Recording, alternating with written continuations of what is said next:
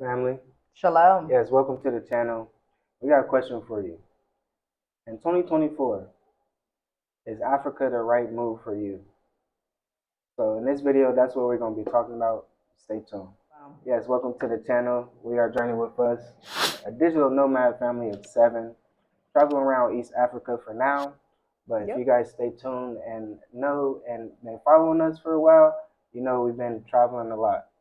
So in this video, we're going to be talking about 2024. And is Africa the right move for you? As the So African diaspora. exactly. So the world is seemingly going insane. And if you don't know, let me just brief you a little bit on what's been going on. So we got some earthquakes in China, there were thousands of earthquakes in Iceland, and now the volcano has erupted. Mm-hmm.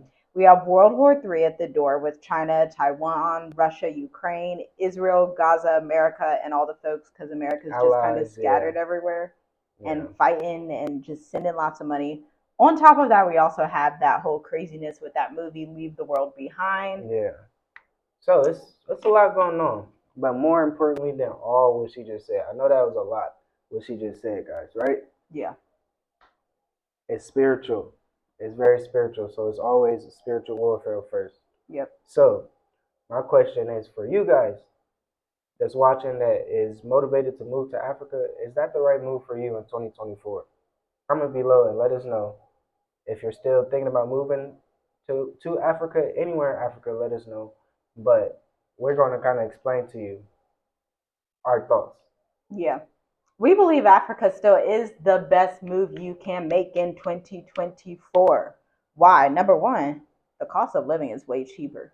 So even though we have global, what do you call it, high inflation around the globe, because even Mm-hmm. here in East Africa, prices have increased on most things, but it's not to the extent of America. So you may pay rent here that's like $700,000 per month for maybe a furnished apartment, or a 4-bedroom house is furnished or something like that, versus in America, no matter what state you're in, because we're from Ohio where it was Mm. relatively cheap.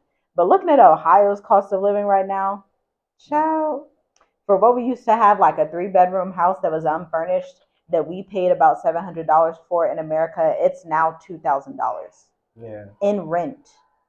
This isn't even like the mortgage or anything like that. On top of that, in America, everybody has been talking about the migrant crisis. That's crazy. I saw something about how it's both in, I think it's both in Texas and New York, but Mm. essentially there's people from South America that are coming across the border, and the authorities in America are unhappy about the flood of people rushing in. But more than the authorities in America, you as American citizens have been saying that they're taking your jobs, they're taking like all of these things from you. Because if you can pay someone $10 an hour to do work, obviously a corporation or a business is going to pay them rather than you, who know you need to have like $20 to $30 an hour to even survive in America, right? Yeah. Then in New York, it's the same thing, whether it's African migrants or whoever it is. But dealing with that, you also have to think about, for the South Americans that are coming over and the Mexicans, technically it's their land. So, and I know that's not like a popular thing to say, but it's their land. Like, you can't get mad at them for coming into their Mm. land. So that's my personal spiel on that. Instead, you need to be positioning yourself as the Black diaspora, the African diaspora. If you identify as African, I know y'all identify as Native Americans. That's fine. I'm African. So, talking to the Africans. So if you identify as an African American and you're thinking, why would I stay in America any longer? Why would you, when you can come to Africa and have an easier life, a better cost of living, more peace, healthy food? Exactly. Exactly. So, guys, with all that happening in America, right? We haven't been to America, what, in 3.5 years? But we still make USD. And all we're trying to do is really give you guys a solution, especially if you're thinking about coming back home, which is Africa, as we believe, right? So, if you're really interested in this solution, make sure you visit the links in the description because we have awesome tools that you can use to sustain yourself, that you can make money, and really while you're in America, just so you can solidify your money to come to Africa. Yeah, because the worst thing you can do is think, and a lot of people come here with this idea, and I get it. But when you're on the ground and you understand business, because most of the time in school we haven't been taught about business, so we really don't know how it works. And so the worst thing you can do right now is to move to Africa or Costa Rica, wherever you're going in the world, and assume that because there's a gap in the market or because they don't have something that Americans have, that's automatically going to pop off.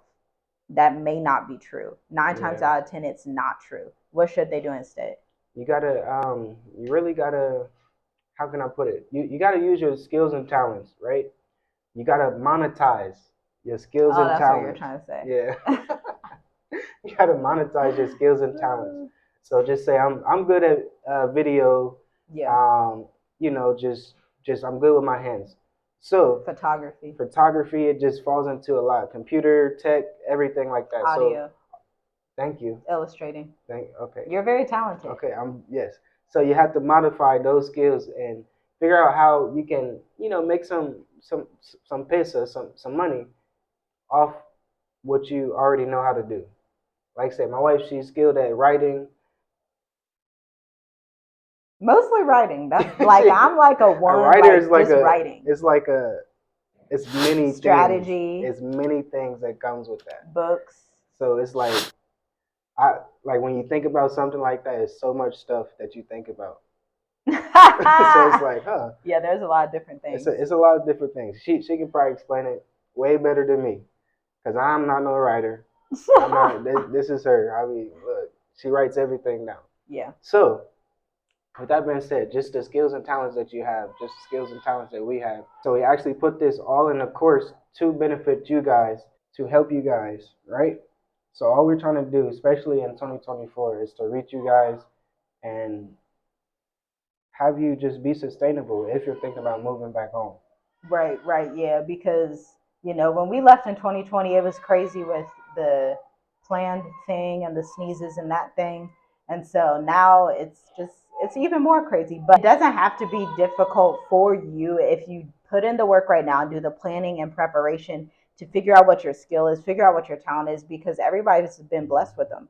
It's just that through the school system, we've been taught that we can't be creative and that we can't use our gifts and talents. So identify what you're good at, be it writing, singing, drawing, illustrations, music. If you need to identify your expertise, whether you're in HR right now, maybe you're in finance and accounting, maybe you're a tax strategist, maybe you're a graphic designer, right? Whatever you are, whatever your talents are, use them, monetize them, right? Because you can't depend on your job anymore. The 9 to 5, it's out the door. We're in the creator economy where we have to be creators. And this is how we were supposed to be from the beginning of the world anyway. We weren't supposed to be doing this modern day slavery at anybody's job, waiting on the pension. And then you waste 40 years of your life only to realize that you didn't have time to spend with your family. You didn't go travel and experience the world. You didn't experience the glory and the beauty of the Most High because your head was down in their office making low wages so that you can make them super profitable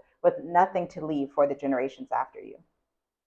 Exactly. So you gotta think about you can't think about today, you gotta think about tomorrow. You gotta plan for what's happening next. And as you see, I hope you guys see, the people that's watching this, I hope you see what's going on in this world. So you have to be prepared. It's not just sitting there on your hands, you can't do nothing with your hands. You're just sitting there believing. Okay, that's good, but you still have to step. You still have to keep moving. So this is very important that we're trying to help you guys. That's all that we're trying to do, because we see what's going on, and we see that the Most High is telling us to do this. So yeah, like I said, I hope you guys enjoyed the video. Make sure you like the video, share it with somebody that you think will bless, and comment below and let us know if you're still thinking about moving to Africa. And make sure you visit the links in the description.